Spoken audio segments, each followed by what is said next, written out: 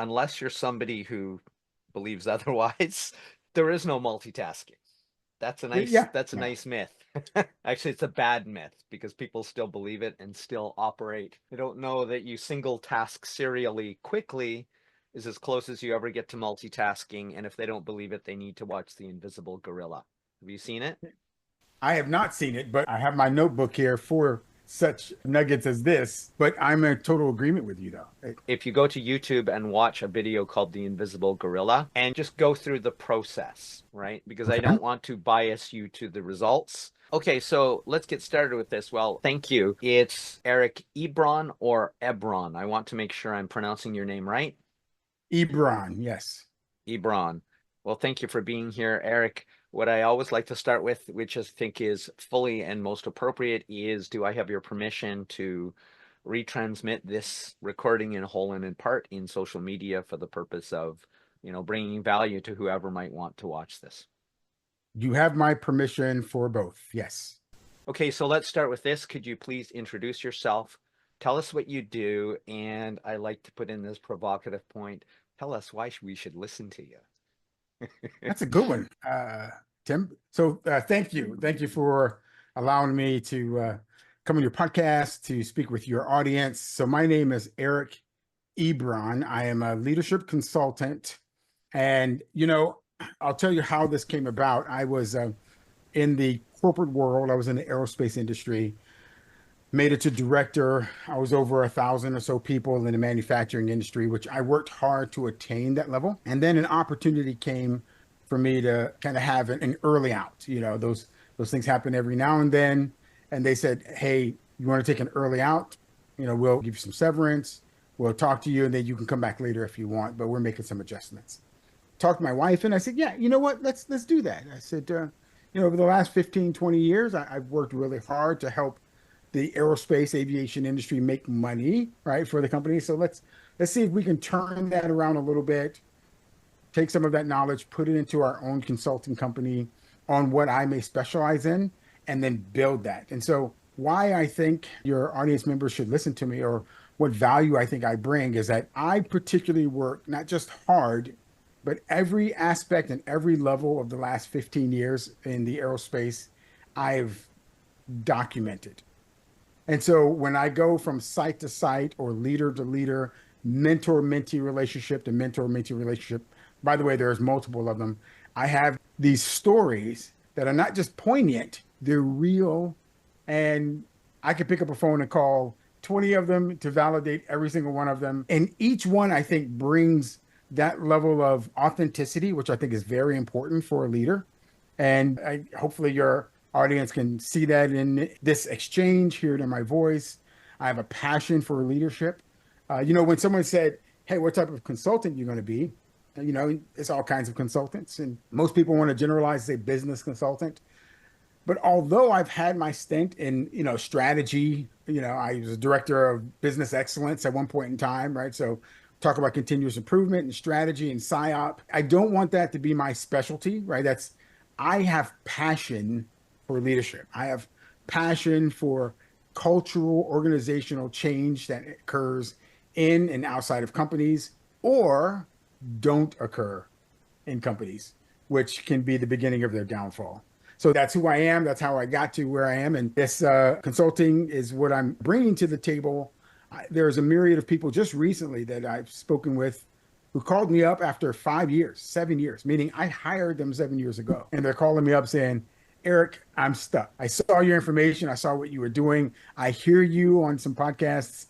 And I thought, hey, you helped me 6 years ago. Maybe you can help me now. And you see that level of not just authentic behavior, but that level of credibility that I think I've built, that reputation I've built, is something I want to bring to the table with each and every interaction I have. I'm really excited to learn more about the aerospace part because I'm a science geek. I didn't become a physicist. I instead went down the neuroscience path because it was an Okay. interesting marriage of human potential and psychology, but with the empiricism of the harder sciences. So that's what I Right. liked about it. Like when we got to the electrophysiology of the neuron, at least I understood electricity pretty damn well compared to your average bio psych student. What I really liked about the marriage of neuroscience versus some of the other disciplines, which I still Sure. pay a lot of attention to and learn from, was it's not an opinion. Something happened or something didn't happen. There was something you said, and by the way, for your audience, I watched your podcast, right? That's I like the ones that I reach out to or reach out to me. I want to know not just what to be prepared for, but who I'm talking to, right? To have that insight. And although this is very real and dynamic, right? This is we're having this off the cuff. We're talking. We didn't prepare anything beforehand, but I was able to watch before, and so I do know about some of your opinions about the intuition and how that came about.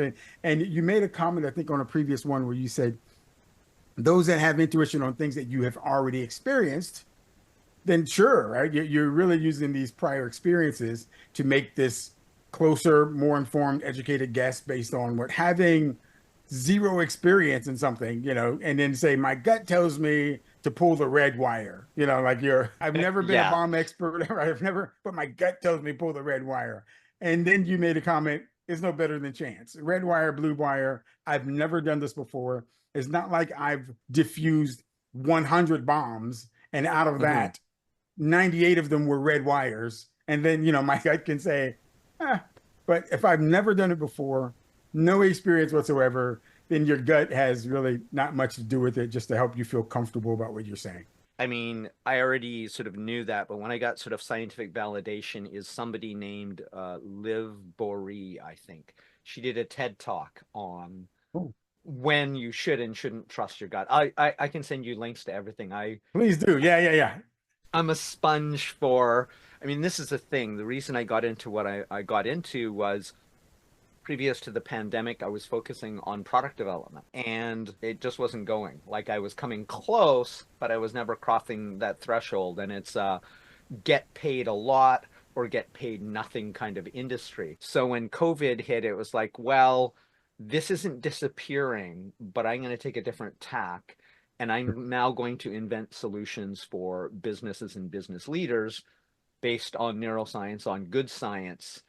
I started on the success path a very long time ago. I followed and listened to, and since in a lot of cases dismissed, a lot of the reigning experts because as I learned more real science, I realized how much they did not know what they were talking about, Right. Yeah. but that they were basically they were good marketers, good presenters, and people still believe and follow things like always trust your gut when there's no real basis for it in the science of decision making from people like Daniel Kahneman, who is an actual expert about these things. Which interview format do you prefer? Just a spontaneous conversation, like so far Okay. we've been having, some fixed questions, random questions, both, or a format I haven't even thought of yet that you like or you would like to try for the first time right now live. Oh, I was going to say a choice is for me to pick a spontaneous random one that you have not thought of yet. That's a great option.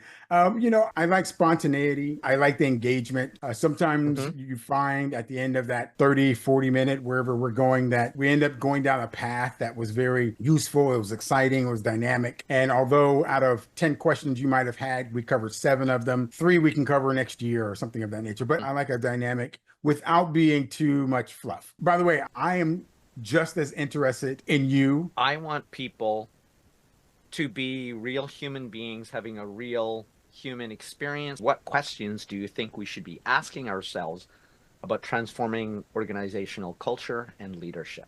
I think one questions we should be asking ourselves, or at least I don't hear enough. How often are we reviewing the transformative actions that we put in place that pertains to culture? So what I've seen in the past is a facility, a site, a company would say, hey, we have kind of an issue. We have a cultural thing.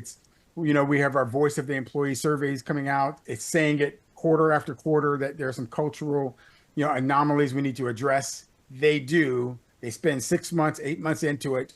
And then you don't hear about it again for 3 more years until there's a problem again, right? So that's a question that I think we should ask, whether you and I or just in general with the industry, is how often is a great review period to determine whether the transformative actions we put in place are still valid from leader to leader, from smaller leaders to leaders, from various situations in people's families, things change. So that's a major one. And then I think another one is there a way we could teach regionally some of the major cultural differences? I've been a GM in Southeast US. I've been a GM in the Plain States, and then I'm down here in Florida now. And those were three completely distinctive cultures that as a leader, I had to learn how to navigate. It wasn't me Hmm. coming in, putting on my big boy pants saying, I know what I'm doing. I really had to navigate the culture of Kansas and the culture of Florida and the culture of outside of Atlanta, you know. In terms of cultural differences, here in Japan, it's like you never leave the city unless you're getting pretty far into the sticks, pretty high up the mountain. It's just continuous buildings and continuous city, and you don't know you've passed through three cities already because there's no Okay, okay. distinction other than a sign. Oh, there it is. I'm in Kyoto now. Yeah, so I'm glad you said that. I experienced that the first time I experienced that was in the United States, but it was in Los Angeles. So I was in the United States Marine Corps, and we were doing some traveling and doing some driving and whatnot.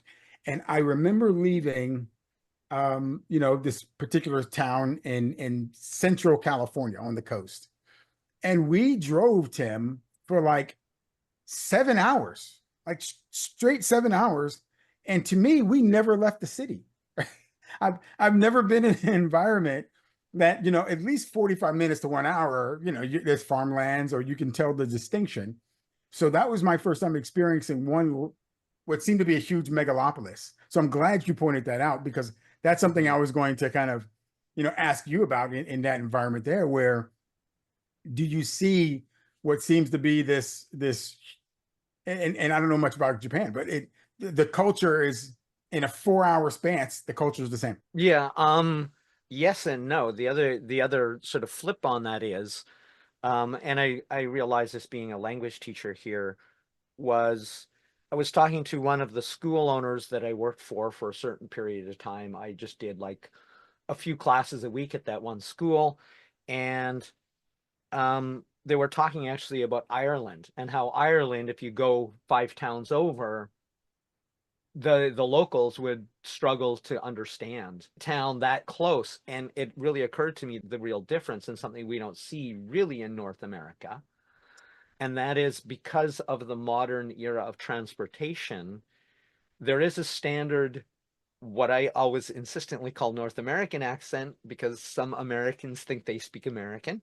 But there is a standard North American accent, and I know people from Texas who speak like me, and that wasn't Mhm. really what I expected. There is regional, but there's also a more broader accent.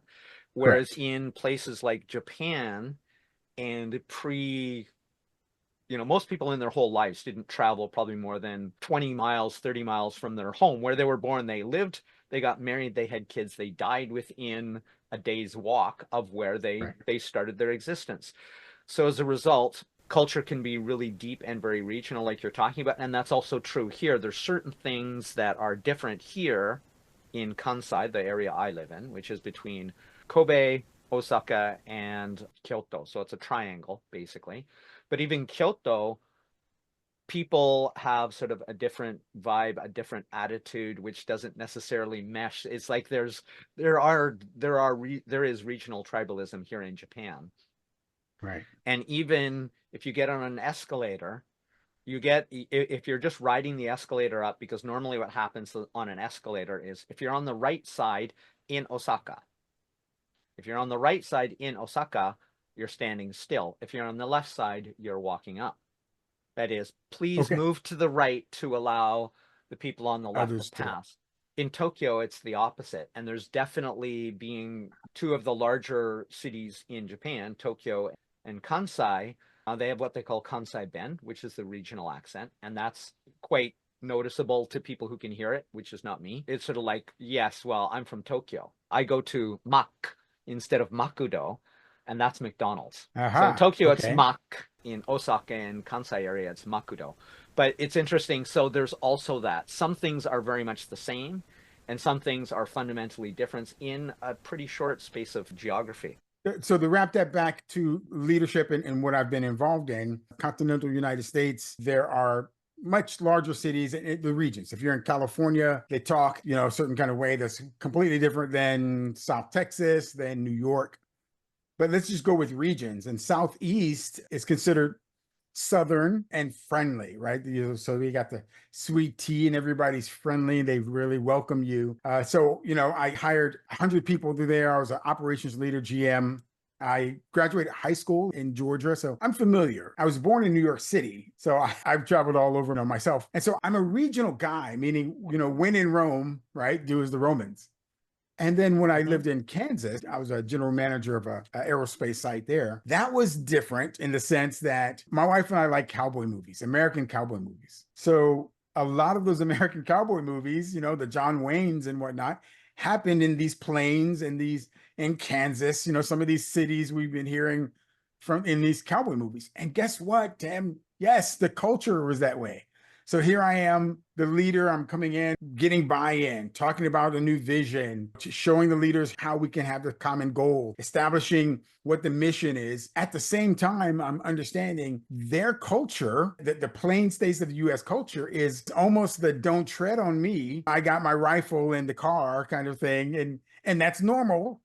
So my first 6 months was a lot of learning that how I present myself, which fundamentally is the same, right? I'm brought Mhm. in from the company's perspective to measure our KPIs and hit our goals and exceed and get shareholder value. But how I did that was completely different. Well, not completely, mostly different though, than when Mhm. I was in Atlanta, Georgia, or even here in Melbourne, Florida. That's that regional thing that's different. And I think a lot of companies understand it, but they don't put too much emphasis on it, which is a big disservice to the company. I'll touch on points of that as we move forward. Right. I like that though. I mean, there's something important to be said there. You can come in and say, "Look, I'm Canadian. I lived in Japan, but we're doing it my way." Sure.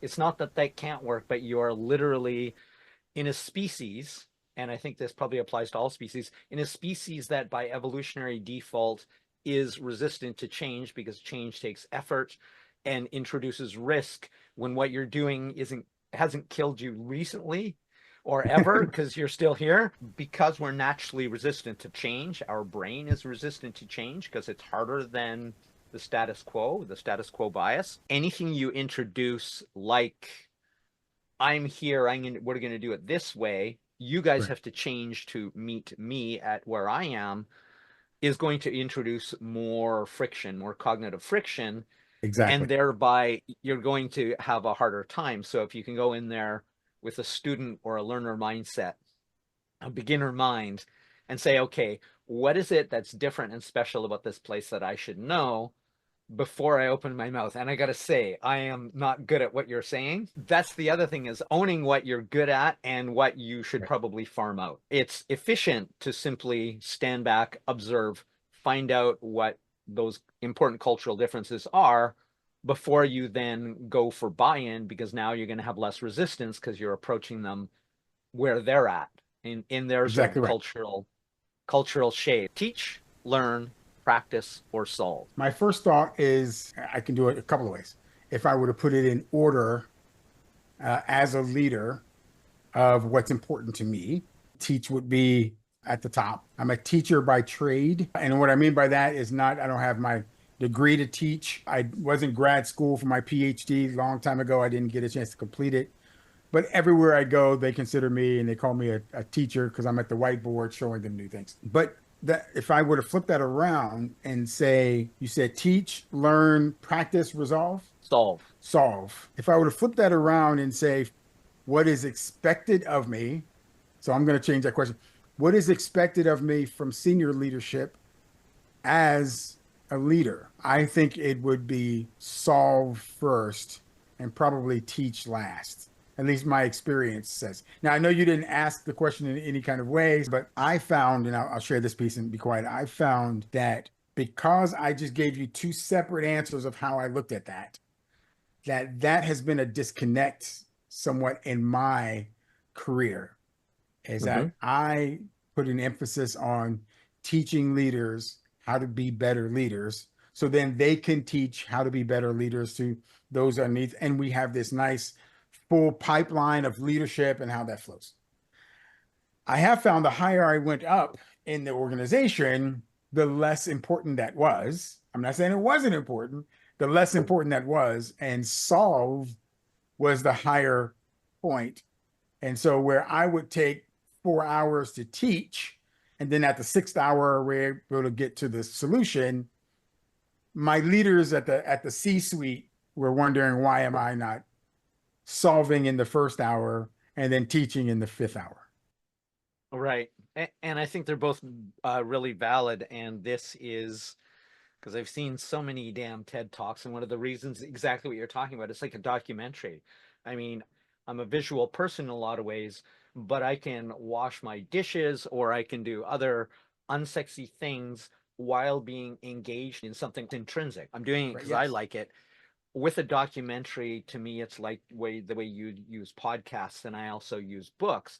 It's like, can I be engaged in this while I'm doing some other generally mindless, boring task I'd rather not do but need to do? So I like it, and it reminds me of a talk. I don't know who the speaker was, but she talked about start with the point.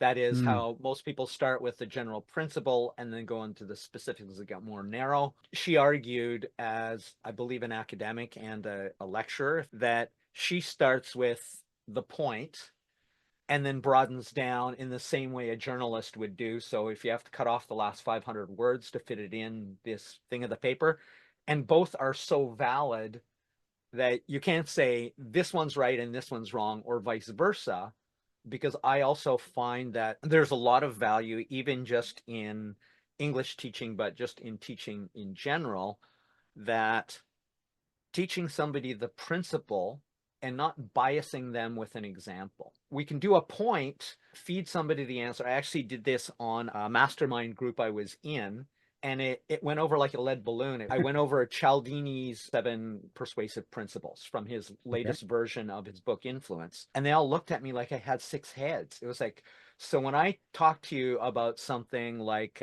social proof, you can't give me even one example from your own life, which of course by definition is far more relevant and therefore deeper level processing and memory and all that stuff, which I spend a lot of time talking about. Tim, but if you gave us an example, it's like, yes, but if I say Christina Aguilera on a TV commercial drinking Coke, then everybody else is going to say, a star doing this. I want you, A, to put in the additional effort, that is the deeper level processing, which actually benefits you, of saying, can I think of an example of any situation where social proof was used to market to me or that I used to market to others?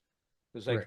Sure. I have a podcast and somebody comes on as a guest and my audience, I am social proof to them because I have a following. But Correct. nobody did. They were telling me, give me an example. It's like, one of the biggest problems in education is spoon feeding and Right. low standards.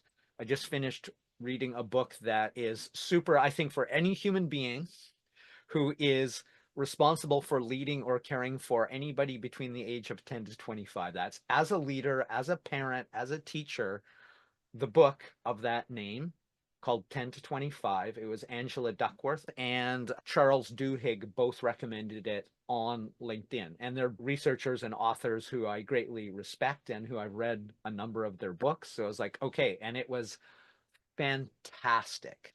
The reason I left that open ended and the reason I think I'm going to love it forever is your preference and your nature is to teach. I would say that is my default nature too.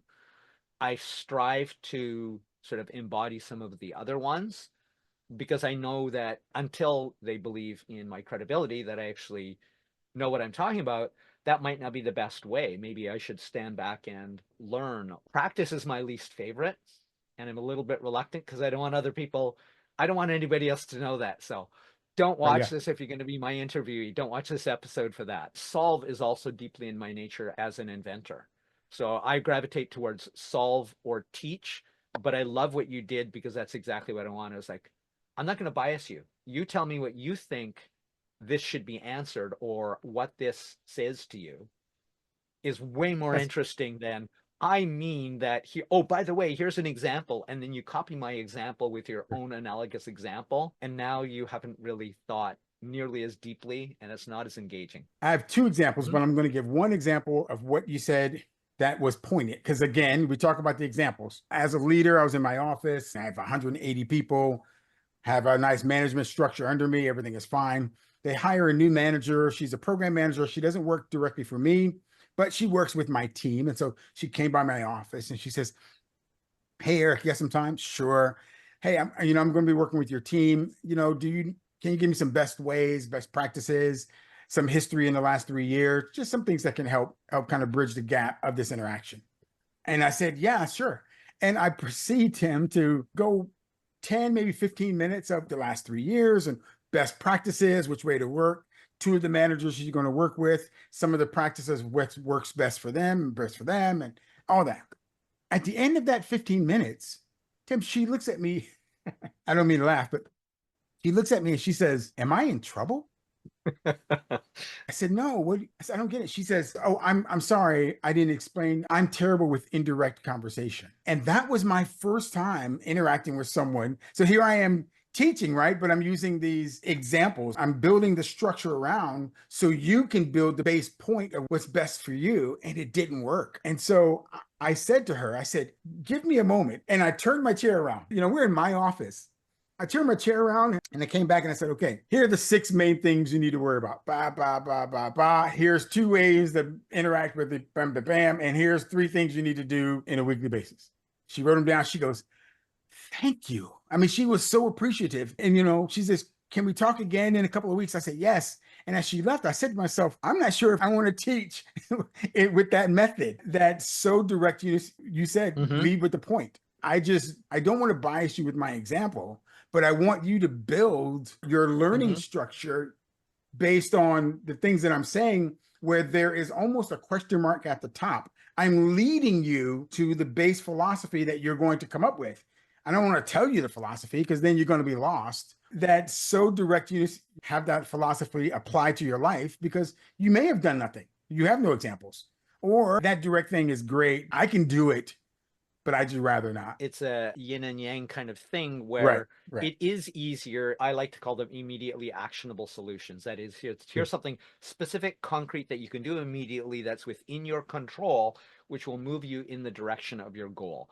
And I believe That's great. that's everybody should do that largely for themselves, but absolutely it's easier to give somebody an example or an answer and then they arrive immediately, but then they haven't actually learned the underlying principle, and the next time they need to apply the principle or Socratic way is in a sense the hard way, because you actually have to figure out for yourself what the principle is, and then you can apply it to anything, Sure. versus flipping the script and going, here's the answer. And it's like, thanks. I will be back tomorrow with the next slightly different version where I can't translate the same principle over because I don't know it. They are literally yin and yang. I'm going to spin my magic wheel here. I've taken a bunch of questions, including my structured ones, but a lot of ones from like famous interviewers. Cool interview questions, and just put them in here. Who is your childhood actress crush? Ooh, she's an American actress. She's been in a few things. One was The Witches of Eastwick, which is an old movie in the 80s. But Oh, I love that Susan movie. Sarandon, love Susan Sarandon. Just, I don't know. I will watch anything she's in, and she's completely enchanting to me. I loved that movie. We could have a conversation about that movie and I could do a lot of specific references. And it argues to that whole point of when something is, you know, meaningful, relevant, and so on. It's a list of about 8 things, which are all about better encoding in your brain because it's relevant, you care about it, it's interesting to you, and all the things that actually make, I always tell my students, understand, don't memorize. And I'm surrounded by a culture of memorize, don't understand. So then what happens is you get students thinking neko, neko, neko. Oh, cat. So they literally have to translate internally. They speak to themselves in their brain in Yep. Japanese, then they translate it. And of course, it's inevitably bad English and very slow. It's like, when you're speaking Japanese, are you thinking in English? Because that's what you're doing here. And they're like, no. It's like, that is crazy, isn't it? Generally speaking, we're taking our meaning or the pictures in our head and then we go directly into the target language, and that's more efficient. When I see a cute dog, I can just as easily say to a Japanese friend, kawaii inu, which just means cute dog. Right. I don't think in my head, Cute cute dog dog, and then translated. translate it, because that would be a waste of time. But it, Correct. it it really is kind of the same thing. It really is kind of the same thing. For the important point I was getting to is Yeah. Yeah. understand, don't memorize, because we don't have to memorize if we deeply understand, engage, and enjoy the subject we're using to learn, or the details we're using to learn. So I've experienced that a couple of times, but the one that's most passionate was I was a military brat. My father was in the army, so I lived in Germany for a few years. So I took German when I was over there. Years later, I'm at Ohio State University taking a foreign language. I said, "Hey, why don't I take German?" You know, it's it. And as I'm there, I remember some of the students that were there, and my instructor was an American guy. As I spoke my German, he says, "Eric, you speak German with a German accent." I learned German in Germany from a German guy. There was no Mm-hmm. intercept of information. But I also remember, based on what you said, I remember when my brain switched from memorizing to understanding. And by the way, it was in college German. It wasn't the 3 or 4 years I took in middle school and high school. It was in college German where I then thought in German, Yes. not saying what I want to say in English first and then what does that mean. I was thinking in German. I was conjugating in German. It was already there. And so Mm-hmm. I know exactly where you talked about. But I think there's a level of understanding that happens. It's my teaching mode. You hit the tipping point where you now understand more than you memorize.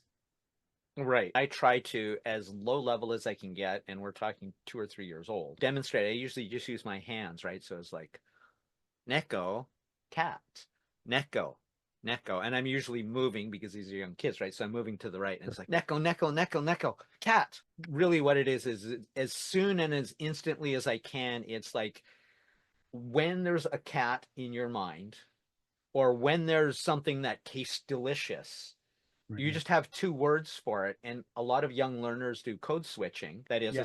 especially young learners who are surrounded by two native languages. They just almost indifferentiably switch between them and assume everybody understands what Can they do it. mean. Yeah. And there is a cost to it, but it's not that terrible. And it means you'll be a native speaker as long as you keep doing it in both languages.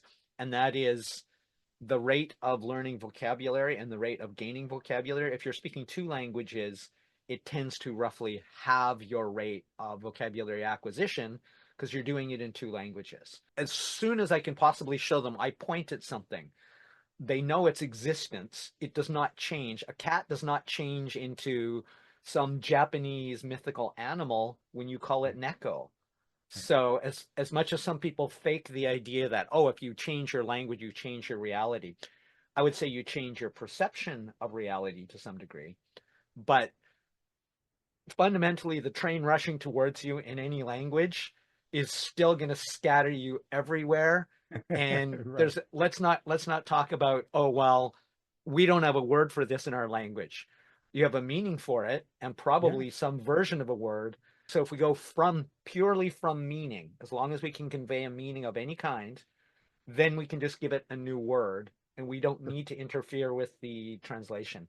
Translation's an advanced skill after you're really good at two languages. I'm creating a game for teaching leaders how to transform their organizational culture. What question, activity, or game mechanic is a must have? I think it's called haptic response or haptic feedback. I think that would be great integration into the game. And where that would be applied is when you come into situations with personnel who may have strong opinions to what you're trying to employ as a strategy. Mm-hmm. Sometimes leadership says this is what we need to do, and this is at the CEO level. It gets flowed down 4 or 5 levels before it gets to you, and your job is to flow that out to a shop of 75 people. And out of those 75 people, you have 8 that are really strongly opinionated on what you're doing, why you're saying it, and how.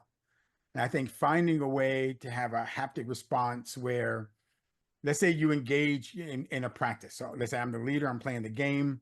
I have a vest on, or my joystick has, kind of buzz, vibration Hmm. effect. And there are four scenarios, A, B, C, D, and you talk to the non-playing character, the NPC, and you say, "Hey, we're going to do this strategy," and then their face changes and says, "No, why are we doing this?" And then you have four things that come up.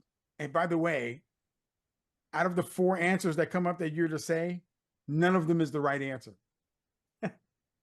So I you're like going to it. get a feedback, right? Because I think what happens with leaders is that you go into a room with other leaders, you say, "This is our strategy, this is what we're going to do." You get on the floor, and it doesn't work anything like that. As a matter of fact, it takes two or three times to get that across, or two or three times to realize that how you said it, or how you guys built that answer doesn't work.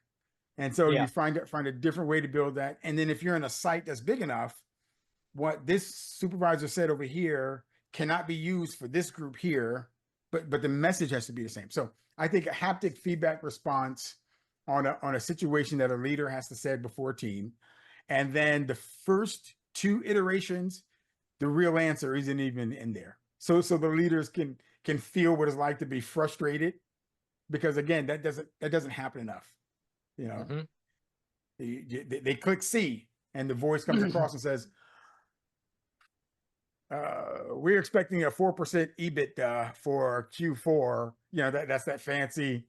And then they Yeah. say no, and then wrong, and then the leader has to figure that out. I love this. And this really goes with what we've been talking about, the Socratic and not biasing you.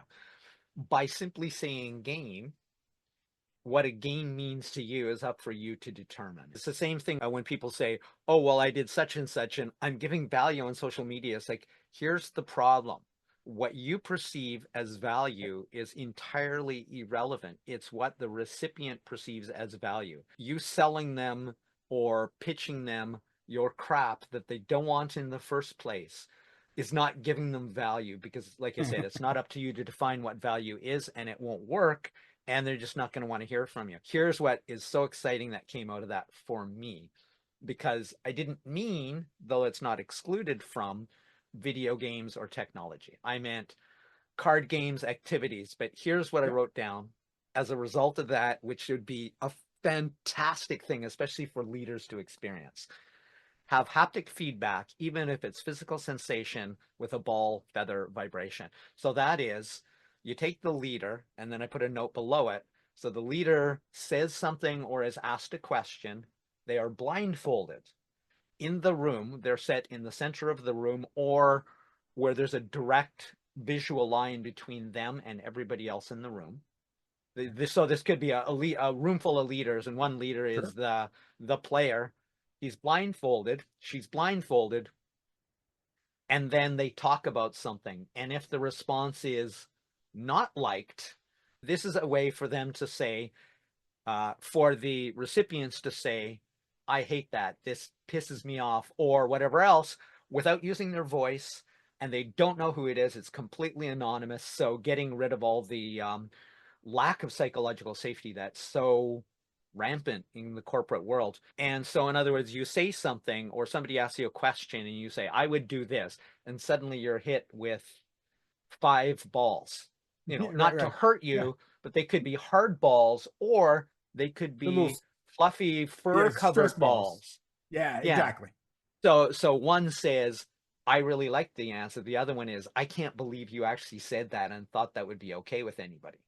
Because I'm actually listening to a book right now by somebody who I know a little bit, a business mastermind networking group with them during COVID, a New York focused group. So not everybody was New York, but most people were.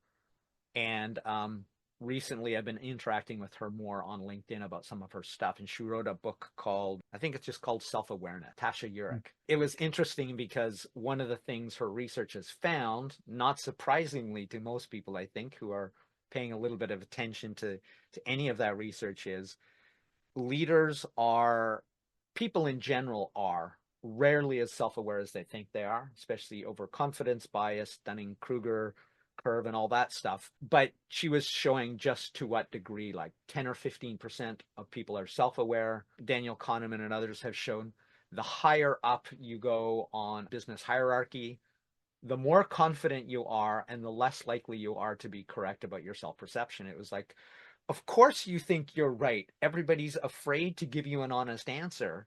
So they say, Exactly. that's amazing. And it's like, I'm quitting Right. Yeah. kind of Yeah. thing, because psychological safety just isn't there, even though, and I think we already talked about this, but Project Aristotle, all the research says, and that was from Google, right? They went across basically international teams.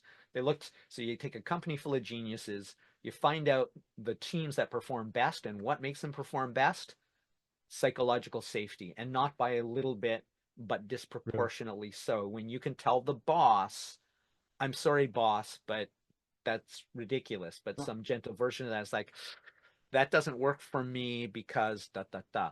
But in most places, it's literally impossible to get that top performing element because it isn't psychological safety, because a lot of leaders are self-assured, Sure. lacking Yeah. self-awareness, and so bought into their own egos about how to do it. But in a situation like this, none of that would matter. It was like they think they give the awesome answer and they get instant feedback to their body, and they don't know Yeah. who threw that ball. Exactly. Yeah. No, I think that helps them. I think that would be great. I received something similar to that when I first became an operational leader. And after my 90-day, they have this thing in the company I was working with where HR business partner come down and she says, "Hey, we're gonna have this thing. All of the leaders, even the ones that appears with me, we all get in the office and they say, Eric, this is going to be about you. We're going to ask all of these guys some questions over the next hour and a half. What type of style works best for them and you, and what you don't like, and so on and so forth. You leave and then come back and we'll." And so we did that. And when I came back, yeah, they were, I want honesty. They say about feedback, being a gift, which I don't necessarily subscribe to that, but I get it. I mean, I do really get it, but Yeah. it was, their honesty didn't match what I know I would be able to do at the time. So one of the Mm-hmm. things they had was the prior leader before me had been there 15 years, right? He was a bulldog. He had other leaders, scared. He was a fighter for the site, and I just became their leader. I'd been with the company no more than 3.5 years. And so their consternation was that I wouldn't be able to fight as hard for the site, or we would lose our standing as the number one out of 7 sites. And, which all that sounds good. But in my head, I'm going, you can't judge 3 months, on some of those questions on what you think you know of me in 3 months. But I Mm-hmm. do like this haptic response because it makes someone, I don't want to talk about the church. I was in Catholic school as a kid for a Mm-hmm. couple of grades. And what we did do was, they would say, this is back in the 70s. It was, hey, what's 3 times 3?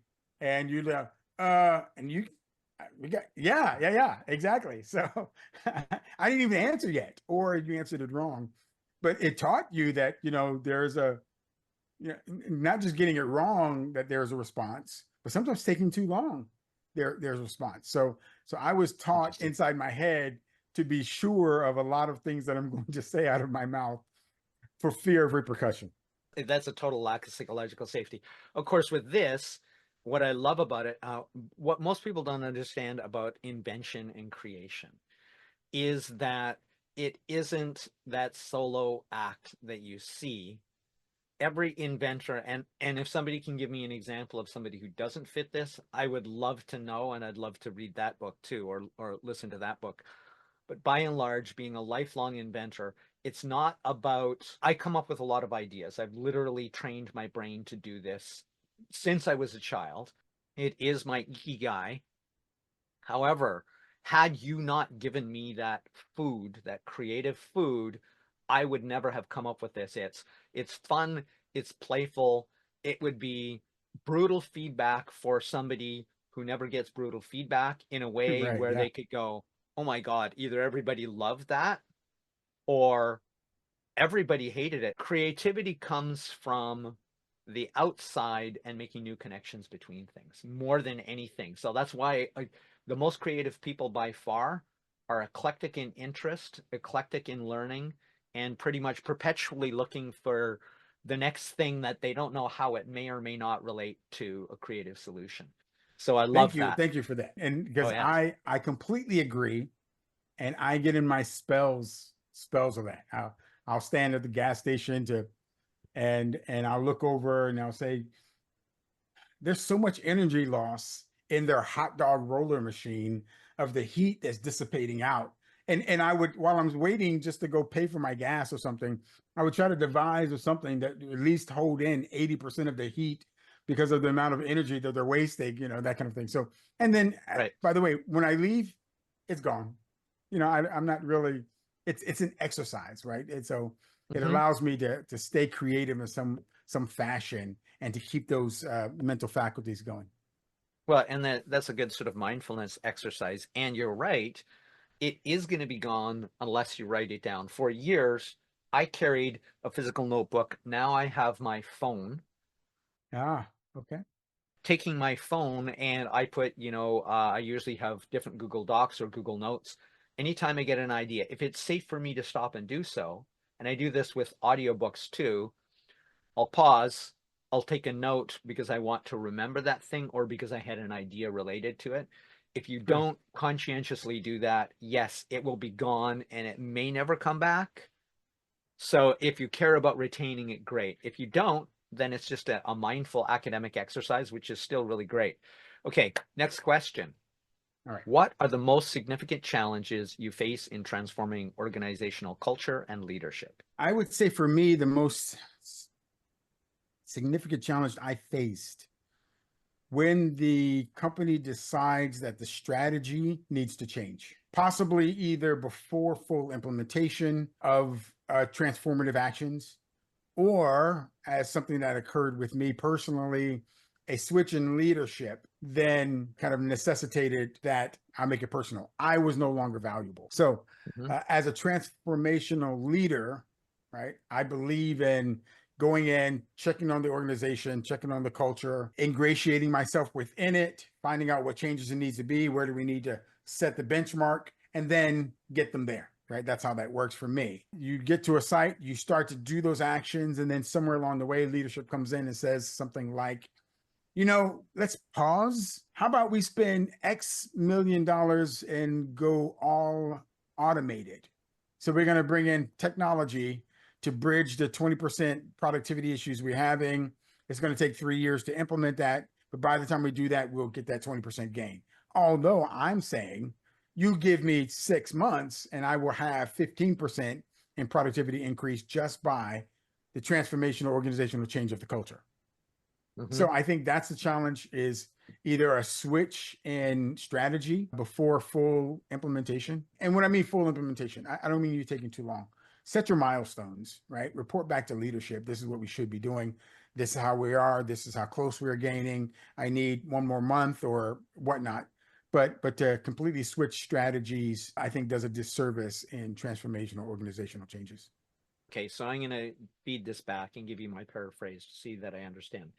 So essentially, you're saying one of the biggest challenges is a change in strategy before the current one produces results. I've got something here, it's going to work, but you aren't going to see the ROI immediately. And it's like, well, yeah, we just want to totally basically ignore all the stuff you said and do something else. Correct. And Okay. by the way, it was a full-fledged strategy. So, say from the senior leadership, we're going to bring in 3 senior leaders.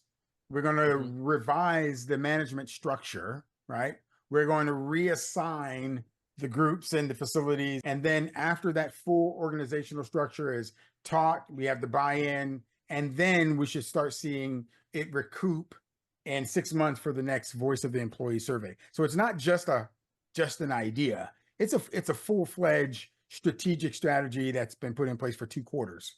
And then yes, a quarter and a half, you toss it all baby with the bathwater and say we're going to automate organizational change. I don't know how that We're going to happens. reduce the humanity and up the productivity.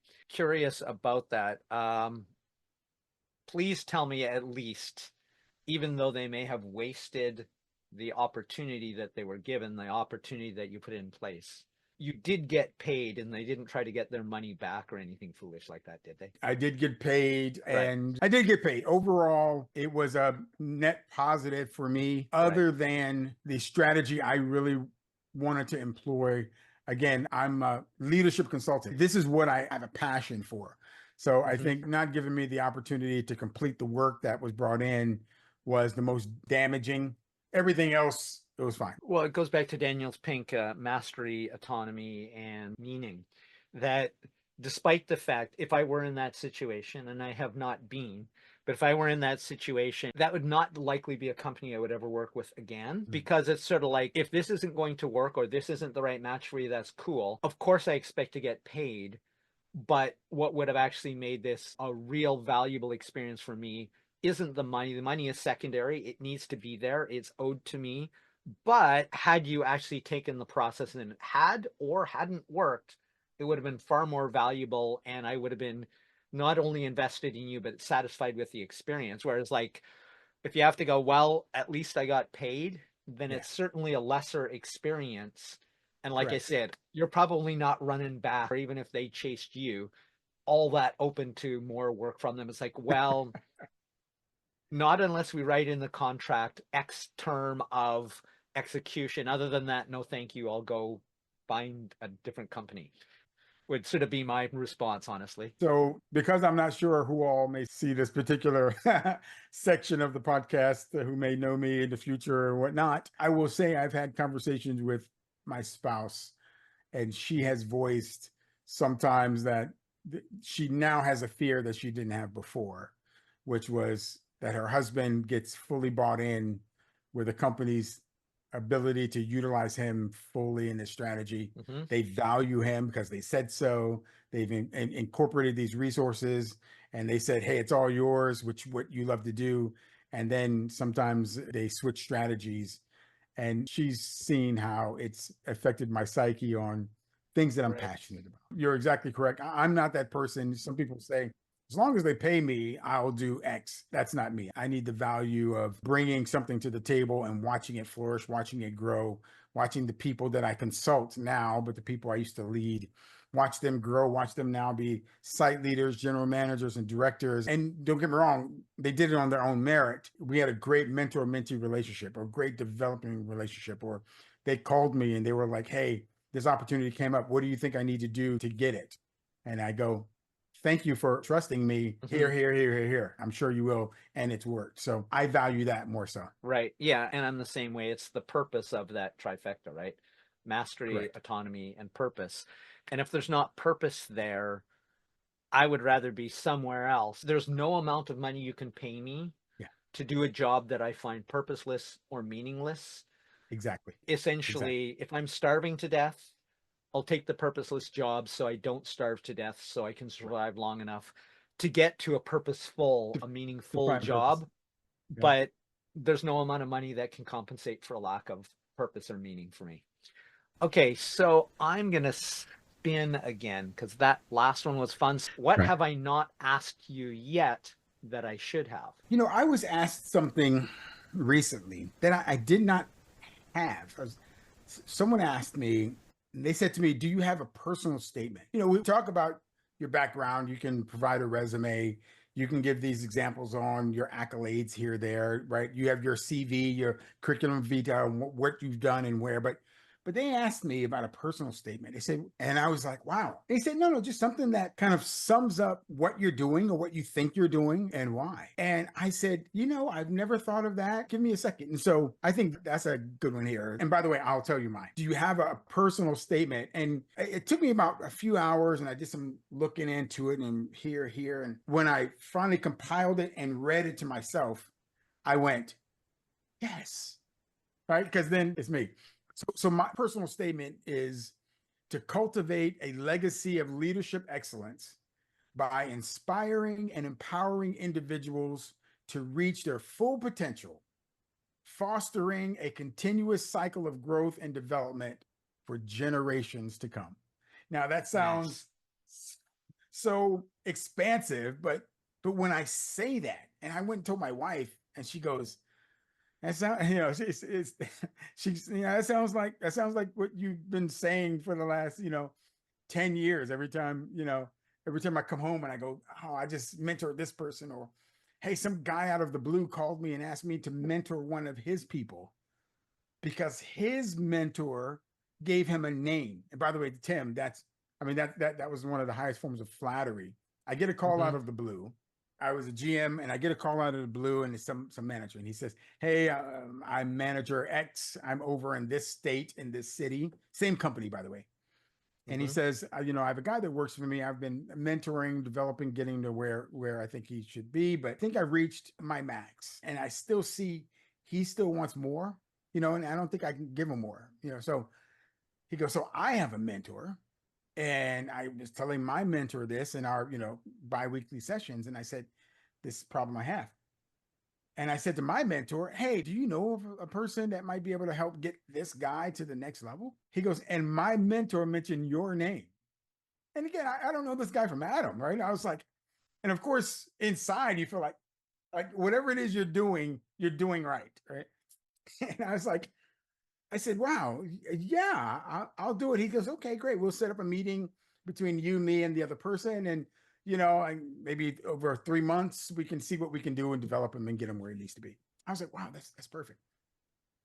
And I think then the following week, I called the guy back up and I said, by the way, who's your mentor? Who's this guy you're talking to? And he told me the guy's name. And I said, I know that guy. He goes, yeah, Mm-hmm. he talks highly about you and this and that and the other. And I was like, I haven't seen him in like 4 years. I've only had like 3 interactions with the guy. Great guy, but and he Mm-hmm. goes, no, he talks to you like, and so that's when Tim, sometimes for me, that you're either on track where out of the blue, someone's asking for that level of expertise to do that. And now you see again, when I'm in an opportunity to say, what do I want to do as a consultant? These stories come up in my head and go, Eric, this is what you do. And this is what you're passionate about, right? It Mm-hmm. was my passion that influenced this guy 8 years ago to say, I remember him, and then years later to recommend me. So I think having a personal statement, and now that I have it, I love it. I look at it. You said I was reading it, but I have it there. It reminds me of not just who I am, but what I love to do and why I do it. Right. And that actually loops back to a word I mentioned before. It's my favorite Japanese word by far. I actually discovered it through a talk. I think it was Daniel Buntner on a TED talk called How to Live to 100 Plus.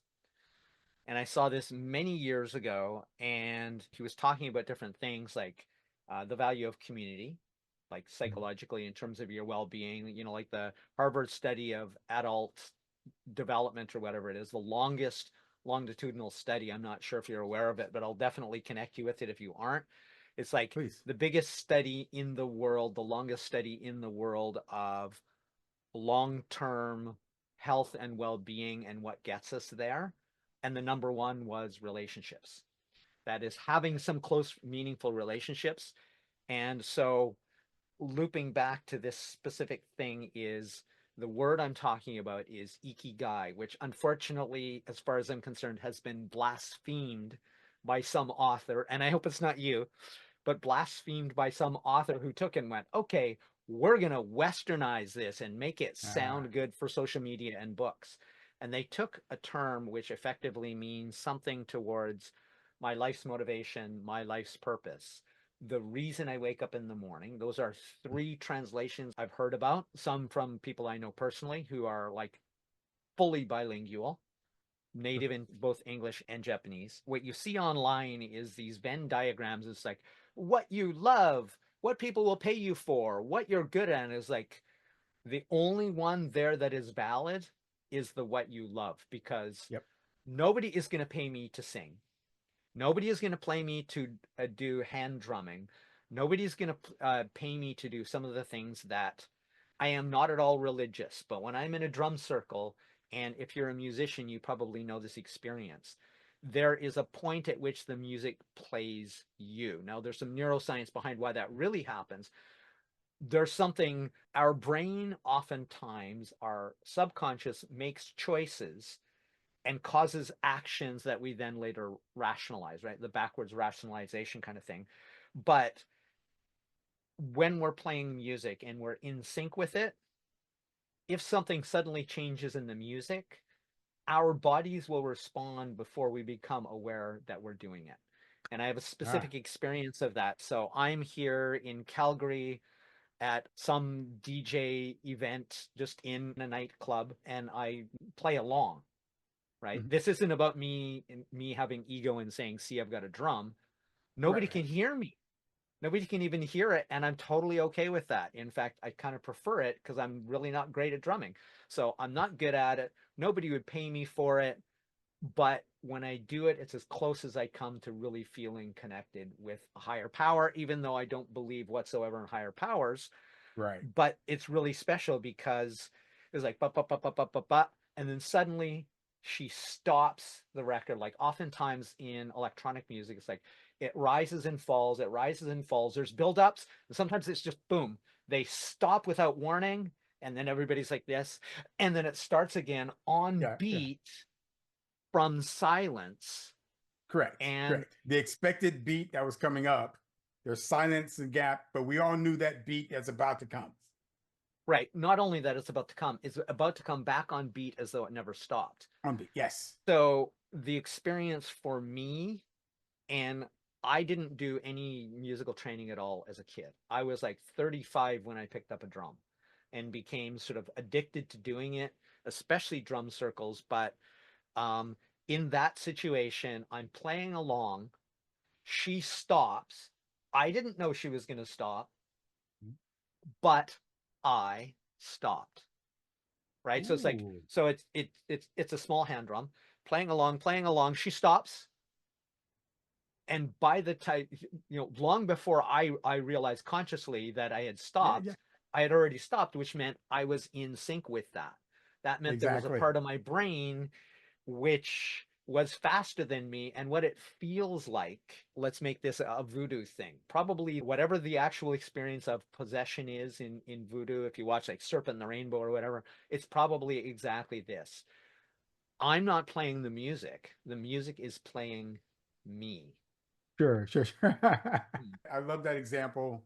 I think that is, I think that's great. And I think there are times that, you know, I, I should say I was an arrogant little kid, just overly confident. I was arrogant, and I used to say that I'm in the groove of Hmm. life. This is between 17 and 24. I was just in the groove, Tim. It was just nothing, and again, this is in Marine Corps, this is going to the Gulf War, this is all that, but I was just, and I should just, and that's what I should say. People are like, what are you doing? And I go, whatever's happening, I'm flowing with it. Hmm. The good parts, I'm flowing. The bad parts, I flowed with it. Is zero resistance. It's just real smooth.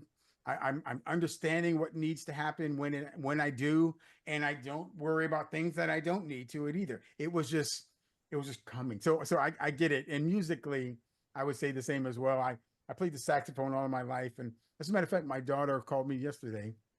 I said, Dad, I have an event next year. I want you to play the saxophone. And I was like, honey, I haven't played in like 4 or 5 years. She goes, I know, but I remember growing up, you always played. So can you? I'm like, fine. So I'm going to buy a new saxophone and I'm going to play this next year. But I get it. I think you're right. Music does play us and when we're in sync, right? Right. And like you said, subconsciously in sync. Yeah, yeah. It's definitely below the conscious level. Say about the ikigai. Ikigai has nothing to do with what you're good at. You can suck at it. I wouldn't say I suck at drumming, but I'm really not that good. I'm really not that good. And believe me, I don't really do false modesty. I just know that it's not a high level skill of mine. I just Sure. love I doing just it. love to do it. Yeah. Right. So nobody would ever pay me. I'm not especially good at it, but damn, it is definitely one of my ikigais. Inventing is the top one, and I am good at it, and people will pay me for it. But I just think it's almost a sin to call it that. So when you were Right. talking about that purpose thing, literally the best word that I know of is ikigai. I like that. And that personal statement thing, I love it. I don't have one. I have one in me, but I've never articulated it. I think people that may watch this and your other guests and not so much guests, but your audience members may hit you up maybe on a chat comment on one of your, hey Tim, I want to hear yours. Yeah, maybe. And like an invention for me, it's like it's in me. I don't question whether I can do it or whether it will be good. Just not yet. I need to let that Yeah. bake a little bit. Would you rather give up your smartphone or your computer? Smartphone. I like my office. I like having a place that I come to for specific set of tasks. So when I'm writing on my books or when I'm editing some items, when I'm coming up with my ideas for my leadership course that I hope to have out next year, when I'm all these things, I specifically come to one place, which is my desk to do that. Mm-hmm. Although if I'm sitting with my wife in the living room or in the bedroom, watching a show and an idea come to me, I may grab my phone. I only grab it to send an email to myself. So when I come to Right. this point, when this is where the work happens. We are not above nature. Mm. We are part of it. We just happen to be, we might be the most disproportionately egocentric and self-aggrandizing species, but we Okay. are a high 90%, not quite 99, but 98 point some percent chimp slash bonobo. And people get that wrong. They think, oh, you mean we came from chimps? It's like, well, if we came from them, they wouldn't be here. They wouldn't be We here. share Correct. a common ancestor, but we are animals and we are in a lot of ways not superior, even in things like memory, which we always assume we must be the best, to a lot of animals. Orangutans are superior to us in short-term memory, just sort of a random thing, but because that's what makes sense evolutionarily for them. But I just find it hilarious when people go, well, humans are special. But every time somebody says that, there becomes a new sort of model about here's what's different between humans and other animals. And then new research comes out inevitably, maybe a little later, maybe decades later, that says, guess what? We found out we're not the only animal who uses tools or whatever else, right? Exactly. So, Exactly. I look at, human development up until 3 years old, right? I mean, you can see the pattern of this creature, this baby, just walk through it month by month up to like 3 years old, and it's eerily similar to any other species of creature up to that same time frame of behavior, right. right? Very, very base, amygdala based kind of behaviors. And so, yeah, somewhere along the way we start to change, get it. But before then, I treat my new puppy the same way I did my 2-year-old kid, 27 years ago. Right. Well, and here's the thing. The way we learn, and I'm talking specifically about the behavioral operant conditioning side of stuff, is no different than, though slightly faster than dogs, and not much especially different than if you want to train a cockroach, you can train a cockroach, and you would do it the same way you would train your kid.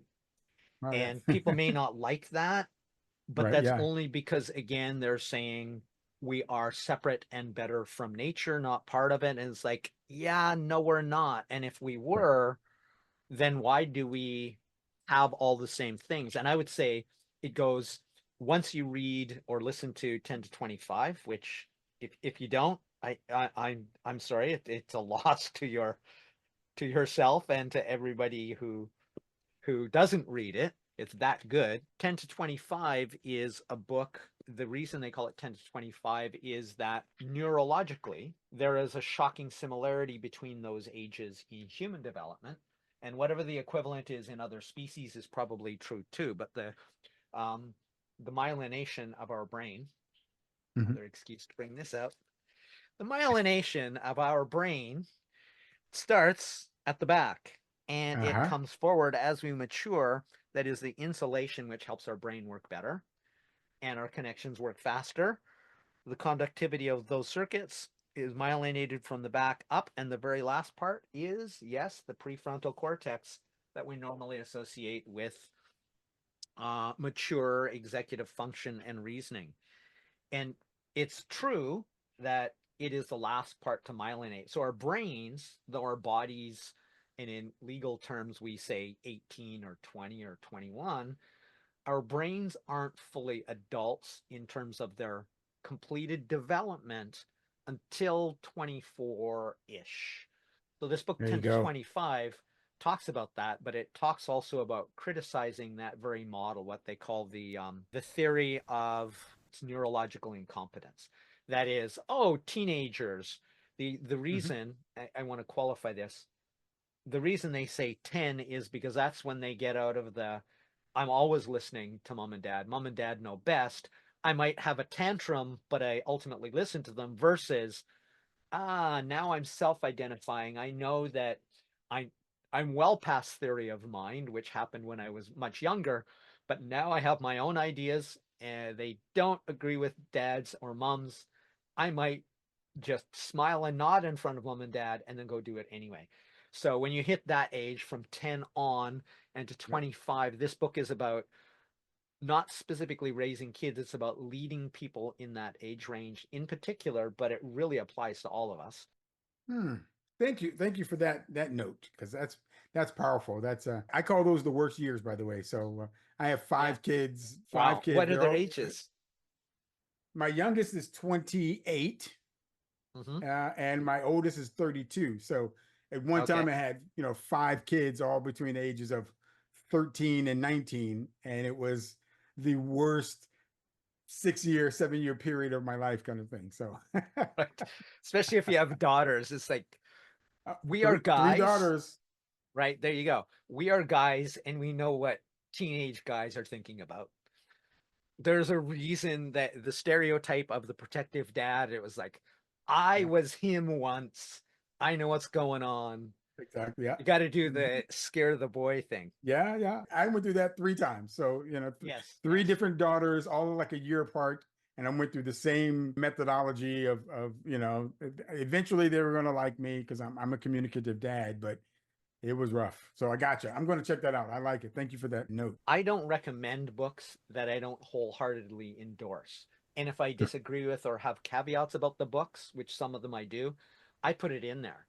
If it's Right. not in my list and I've read it, it's because it isn't up to the standard where it can get in my list. Have you ever been told you looked like someone famous and who was it? It started when I was 18. There's a person, I'll mention his name. So that's the first time I started hearing I look like someone. Since that time, there's a person that I hear and I've been hearing for probably the last 15 years. So when I was 18, it was Sugar Ray Leonard. I was a young Okay. Sugar Ray Leonard, and it was an old guy, right? He was an American I boxer could back see in the it. 80s. I could That's see it. the head a little bit, and so go back in the 70s, late 70s, you see them. There's some similarity. Since that time, I've heard this name in multiple states, in multiple instances, and it is Wayne Brady. So if you ever know Wayne Brady, he's a singer, actor, comedian, American. There's a show called Whose Line Is It Anyway? That's a comedy Hmm. deal. He does a game show on American television. Can't remember the name of the show. It's escaping, but Wayne Brady. So I get that Okay. more often than not. Yeah. Sugar Ray Leonard was one of the most awesome because my father used to watch boxing. He was Yeah. just an awesome fighter. And so I actually do remember what he looks like. And looking at you, Right, you do right. look like there is a real resemblance. Who do you know who could benefit from being interviewed by me on these topics? Um, I while we were talking, there I was going to reach out later. There's a contact I have. She's a consultant, and one of her specialties is the organization of meetings for training. So we have consultants, right? Hmm. You're organizing a group of 20, at an event, and how it lines up with the tables and the speaking and the neuroscience behind learning and development. So I was Hmm. thinking of her while you and I were talking, and I was going to reach out to her and say, hey, listen, I just did this great podcast. I think it'd be great. Let's see here. So I will send you her name, but I'll let her let her know. But Please do. she definitely would. I think you guys have a lot on talking on the neuroscience of things. I will. Yeah, yeah. We met earlier this year. She's a very passionate person. I like it. She's down to earth, and I believe I've been saying this for a while. I believe as young entrepreneurs and as consultants, sometimes building that network is important beyond your client list, right? So, Oh, yeah. it because for some that you stay in this little bubble that you have and say this is what I have to offer, this is what I have to offer, but there's nothing being poured into you because you have the walls up. But networking through this consulting space and this entrepreneurial space have been outstanding for me. I have a couple of deals where we're partnering with a couple of things. I just had my one book, my business book. I got a few books, but my business book just came out, and there's a guy I'm partnering with. He's like, "Hey, Eric, I'm doing some co-author books, and I want to have that done in February. Do you think?" And I'm like, "Of course." So we're gonna, we're partnering just from that entrepreneurial space. So I think Nice. again, you asking that question sounds great, and again, just partnering in the consulting space. I want to return to something you said earlier. You were talking about a guy who sort of randomly recommended you, um, Yeah. right? Years later. And that goes to something which I think is a chronic problem on LinkedIn, on social media in general, but LinkedIn in particular is you want to connect, you want to follow me. It's like, hold on, I don't know you. The first thing I do is I always check out their LinkedIn. It's like, are they contributing to something other than their own? Are they only selling their crap, or are they putting value in their posts? And better yet, if I don't know you, it's not going to happen yet. And it's because of those reasons. Like, unless there's a relationship, I'm open to meeting and building a relationship with anybody. And if they're going to go instantly transactional, that's several strikes against them. And I may or may not, but if I decide to click accept on a connection, I am just as ready to remove that connection at any point where I feel like it's compromising my network, because Yeah. all they're there to do is sell. Who do you know who is looking for guests who can speak on these topics? That is me as their guest on a podcast. There's a gentleman that podcast I was on a while ago. He's one of the ones that we have a great little partner item come up. His name is, so I would do the three-way with him as well. Yeah, I think that would be great. He's a good guy. And so, yeah, I think that'd be great. So I would do a three-way with him as well. What question or frustration do you have about transforming organizational culture and leadership? I'll just be candid. As a senior leader, my job is to get results. And if you're not pushing your team towards results, then it's hard to drive the same culture. It's hard to drive leaders to understand that you will get better through this shared experience of meeting and exceeding KPIs and hitting shareholder value. So that's baseline. The flip part on what I just said is that there are times when the focus should be on transforming organizational culture to help sustain a site, a business, or sustain what we're doing. I think that frustrates me is that businesses unfortunately do the sine wave. You have your highs and your low cycles, and instead of catching it somewhere on the down slope or when you're high and say, what does sustainment look like on this transformative organizational culture strategy we put in place, we miss out on that. And so it's like you bleed it dry, right? So Hmm? when you're cooking with all cylinders, when everything is working right, you bleed it until it's not working right, until a spoke right breaks, until Hmm. you have disgruntled personnel, until you have burnout culture. Then we're going to have a period of low, right? Because of all of these factors came in. And then one of the solutions is let's look at transforming our culture and changing the organization, what it works, so we can chase the high. So if that makes sense, I think that there's not a Hmm. focus on sustainment when it comes to uh, maintaining a transformative culture. I think it's super important for leadership growth, right? Moving from wins to wins, gathering momentum, setting the example for the team to see what success continually looks like instead of highs and lows. Right. Okay. So I'm going to read back sort of what I captured from that. I want to make sure I understand what you meant. And that is, first of all, I just said strive for excellence and apply deliberate practice. We were talking about having high expectations and standards. And that goes really well in that book. They talk about they talk about three mindsets, two of which you're familiar with. One would be like an enforcer mindset. It's like, here, do Hmm. it, no support. The other one is kid gloves, low standards. Everybody gets a trophy, Right. garbage. And the mentor mindset is high standards, high support, and that's what they promoted throughout that book with, good evidence and stuff. Of course, strive for excellence and apply deliberate practice. Is that an accurate encapsulation of the first thing you said? Uh, I would say yes. From the business side of it, it's you're doing it obviously to get an ROI, right? To increase Right. dividends and shareholder expense. So that's a yes. But if we look beyond dividend and shareholder increase, it is to increase the value of your leadership team and staff and examples. That's the part I'm sort of encapsulating in the apply deliberate practice.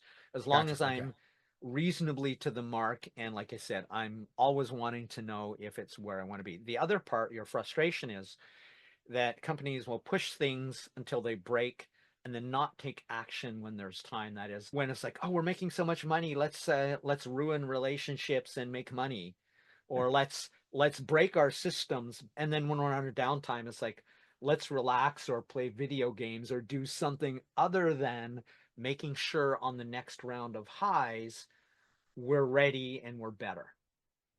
Correct. Yeah, I would say that's exactly right. I see it everywhere. You have 2 quarters where everything works great. You have 2 quarters don't work great. And if you have that mindset as a leader, your people have that mindset. Yes, absolutely. That's why you can't There you go. separate leadership and culture, because the leader defines the culture. It all rolls Exactly right. downhill, good or bad. How could I make this interview better? I love the random things. I mean, I didn't expect that. So I like that. That was a great mix where you have, 4 or 5 questions that are your staple questions. And then you have, hey, so I like that.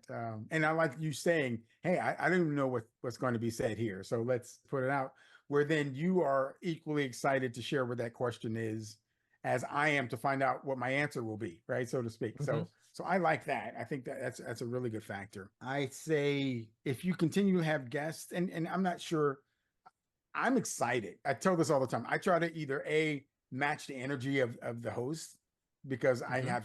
I've been on some where the hosts are very serious and deliberate, and hey Eric, this is, and then guess what? My voice is like, hey Tim, this is how, I want to match where we're going. But also, if you know that beforehand, so maybe you don't, I don't know. If you know you're going to have a quote unquote exciting guest, then you can prepare for that dynamic structure if that's what you want, versus you're not quite sure, your listeners might be going, oh man, this is going to be juicy. And the guest is like, well, I don't know. You can't pick your guests, but if you had an idea where it was going to go, then so I don't know if that means Right. anything. No, actually, I think that's really good, because you're talking about flipping it. You like to match the host, and you're saying, Tim, match something about the personality or energy of the guest. It could definitely help your audience if you come with this high energy and your guest is probably low, then how are you going to bridge that? Or from your audience perspective, they might go, Tim, ask another question, something. I get that. And it's hard for me to do that, but you're right. I mean, in this case, we're both higher energy. We're both, as they would say in Japanese, genki. So it already matches. But you're right. That could definitely be something for me to be mindful of. That would probably improve stuff. We're almost finished. I hope this extra Okay. time is okay with you. How could I Yes. make this interview better for you? That is better for somebody who comes on as a guest. Better for you specifically, but better for guests in the greater sense. I don't like dead air. I used to do radio stuff back in the day, so sorry about that little deliberate pause. Um, I would say for me, this was completely fine. My structure is, and again, looking at your podcast prior to, isn't so I'm scripted on what you will say and not say, but to get an idea. It's like my homework, right? I believe. Imagine being like a substitute. Well, you're a teacher, a substitute Yeah. teacher, and you don't do any homework, and you go into a class and you're expecting to wing it. Sometimes you might have to if it's an hour notice. But other than that, you shouldn't wing it. You should still have some sort of plan. And so for me, watching your podcast episodes, and I watched about 3 of them. And by the way, Hmm. I had a conversation with my wife, and I said, "Hey, honey," so I'm a transparent guy. I say, "Hey, honey, about 45 minutes till I need to go in here to my place. Remember, it's not my cell phone. I need to go to my Hmm. place here, and I need to." Brush up, freshen up. I've watched him. He has a series of questions. I like his methodical thinking and the way he puts it out there. I want to make sure that I'm prepared for this and I'm not him and hawing. So I would say, keep doing what you're doing. If someone says they watched your podcast before, they weren't getting it to find the script. They were getting it to ensure that they want to, I think Mm. that they're ensuring that Yeah. they want to be a good guest for you. So I don't think Right. I kind of Okay. answered your question, but Are you basically saying, don't worry about saying, go ahead, check out my podcast? Because I'm not that worried about it, but do you think I should be preparing more for my specific guests or not at all? Which honestly is how I do it, and I do that intentionally. So I'm not likely to change it, but I'm right. entirely open to anything that makes it better. So, I think if I don't know. I've been on a few, and I had a couple of the hosts say something, and it showed that they had learned something of me, even for a minute. They said, mhm, "Hey, I noticed this. I noticed a post. I noticed on your website. I noticed," and it wasn't just a marketing thing. It was, you right. mentioned blah blah blah, this and this. Is that Okay. something that? And I was like, okay, wow, all right, great. I did my homework on you. It's good to have just a little homework that you're talking. So I think that's where it goes with. Acknowledged. I think that's actually really good because I'm thinking of doing that with Tasha. She doesn't know this yet unless she watches this, and I don't think she follows me at all. But I'm listening to her book. I really Mhm. liked her book, and I want her to be one of my guests. But I mean, absolutely, when I've listened to a book, it was like I can ask real detailed, thoughtful questions about what a person does. So you're right. I should, at the very least, say, okay, what I have seen of you is this. Here's something I'm interested in focusing on or learning more about. So I agree. That would obviously be worthy of doing. And you're not the first person to suggest it, Yeah, but now I'm taking it more seriously because it's a recurring theme. Like at sure. first it was like, nah, I just want to be spontaneous. It's like, well, it wouldn't really harm me to just know more about them to be able to Yeah.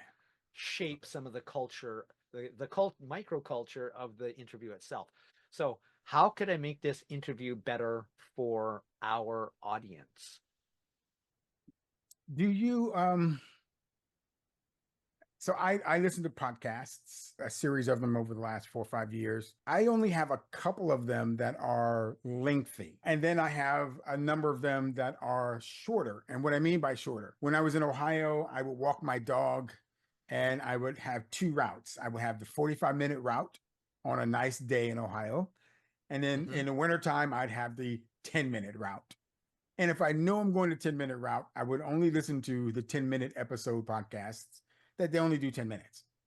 And Mm-hmm. then when I'm going lengthier, I would do that. But my goal was always to listen from the beginning to the end in that specific amount of time. I never wanted to get home and still have 2/3 left of a podcast that I'm not going to get back to, Yeah, because you my want wife is completed. there and everything else. I don't know if you have a way to mark, or do you specifically say most of mine are 90 minutes. I have occasional 45-minute ones or 60 minutes. So those that want to hear, they like where you're going and why and how, can say, hey, I sure want to listen to Tim, but I only have 45 minutes, that kind of thing. So I don't know. Right.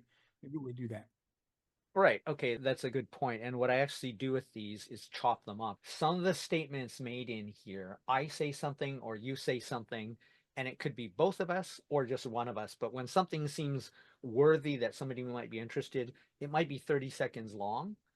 It Gotcha. might Yeah. be a 10-minute exchange, or it's the entire thing. So I literally anything that is a solid unit of meaning that I think somebody can pull meaning from is posted as its individual posts.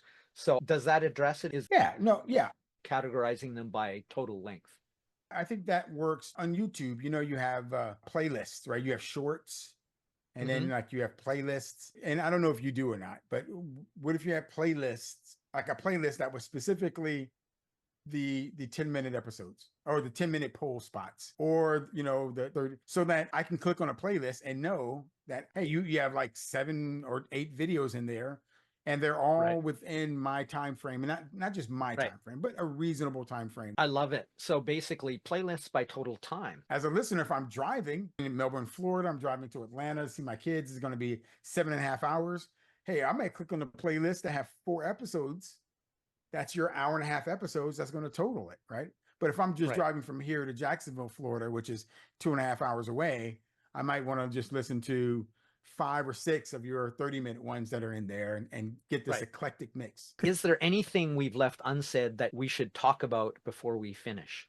Anything that was left unsaid that we should talk about? I would say that we covered a fair gamut of leadership discussion, transformational organizational discussion, differences in culture. I think from my perspective, and maybe it's just a little one-sided, I did very much enjoy the piece of conversation where you were talking about how the culture was different in Japan. And maybe that's personal, but you talked about the cities and where you specifically lie and some of the cultural differences that we're seeing. That was very interesting to me. And I think it allowed me to take my experiences in the United States here and kind of see where they matched. So although you were talking about 3 cities in Japan, I was going, okay, well, that's kind of difference between Melbourne, Florida and Atlanta, Georgia. So I think that was something that was kind of, we didn't have time for it, and you can only go so far in it, but I really enjoyed that piece of learning your existence in this Japanese culture and how that panned out. Interesting. So regarding this, I'm going to pull you back to the core of the question. That's actually really useful to know, because actually the single clip so far in all of transforming organizational culture, which has by far outperformed any of them, was me talking, which I have to be careful of because I love to talk. And at first I started editing myself entirely out, and I was like, well, if I say something that is relevant and valuable, it doesn't Right, matter if it's the guest. If I think it's right, maybe valuable, and if people don't like it, they will vote with their clicks. I'm okay with that. The one that's outperformed everything is simply saying a bi-monthly schedule, a twice-a-month schedule is habit breaking. And this is related to my experience with drum circles. In Calgary, Sunday in Riley Park, there is a drum circle. There is or will be a drum circle today at Riley Park in the mid to late afternoon, starting and going until people leave. It's probably still true, and yet there's no administration of that. When I started going to those, which is now like almost 20 years ago, I just learned that it existed. I loved it. I started being the first one to show up. So in a sense, I became the de facto organizer without doing anything other than mhm, being the first to show up. And it made me realize that our lives in general, for most of us, but our lives in general are organized around the week. We are habit forming creatures. It saves us cognitive energy. There's a lot of good reasons habits are very powerful. And that every second week, I started going to Toastmasters here in Japan, and okay, it was yeah, English. But the problem with it, I found, even though it was very close, the next station over, I could ride my bike if I wanted to, was it was every second week. It was like, well, is it this week? Was it last week? There's 5 weeks in this month. Which one do I have to go to? That, in fact, every other week is a habit breaking cadence, and probably not good for anything where you want to form a habit, whether it's right, a mastermind, an event, self improvement, an exercise class. The same time every week frees up cognitive space to do other things with that attention. And if you break it, if you break whatever your established routine becomes, which is usually weekly, then you are almost, but not necessarily guaranteeing that it will be harder to form a habit, you'll get less attendance, and so on. So I don't know whether that drum circle is still going, but nobody asked me to take over and arrive first, but I did. And when I left, somebody else probably did the same with no organization at all. Is there anything that we've left unsaid that we should talk about before we finish? I don't think so. I think this was for me, it was a very engaging conversation, which again, it wasn't was one-sided. I was and am fully interested in your input into it from your point of view, I think, which was very great. It allowed me and my mental work to, okay, great. Yes, I do have a point with that, or I do have an example that to match exactly what you said. So that allowed that dynamic work. And like I said before, we squeezed out this amount of time correctly. So no, I think there was nothing left unsaid. I think it was great. And I thank you. We're networking here in real time. The words and the neural responses are forming a bond, even a short term Mhm. live for us. And so Yeah. I thank you for that. So let's leave it at that. Have a wonderful evening. I guess it's getting on time for you. You have a wonderful day. Yes. Time to go wing surfing or wing supping to be specific. Bye, Eric. Thank you, Tim. Bye bye.